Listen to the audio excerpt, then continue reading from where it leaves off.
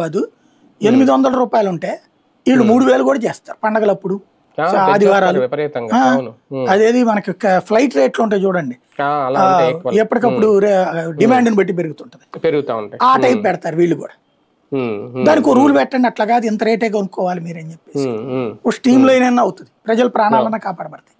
Sir ఇవన్నీ ఒకటైతే fitness కి సంబంధించి కూడా ఒకసారి ఫైనల్ గా మాట్లాడుకుంటే, ఇందాక మీరు అన్నట్టు ఆల్టర్నేషన్ ఉంటుంది. ఓకే, ఇప్పుడు ఒక 50 బస్సులనే సీజ్ చేశారు, కానీ ఇందులో అంట ఎమర్జెన్సీ విండో దగ్గర కూడా ఈ స్లీపర్ ఆల్టరేషన్ చేసినప్పుడు వీళ్ళు ఎక్స్ట్రా సీట్ వేసేస్తున్నారు. దానివల్ల ఏంటంటే ఇలాంటి ప్రమాదాలు జరిగినప్పుడు బయటకు వచ్చే స్కోప్ ఉండట్లేదు, ఆ డోర్లు కూడా లాక్ అయిపోతున్నాయి. కనీసం అక్కడ ఆ అద్దాల పగలకు బట్టి ఆ హ్యామర్స్ ఏవైతే ఉంటాయో స్విచ్లు అవి కూడా సరైన అందుబాటులో ఉంచట్లేదు. అంటే ఇవన్నీ ఎవరు చెక్ చేయాలి? పక్క రాష్ట్రం బస్సు అయితే మనకు సంబంధం లేదా?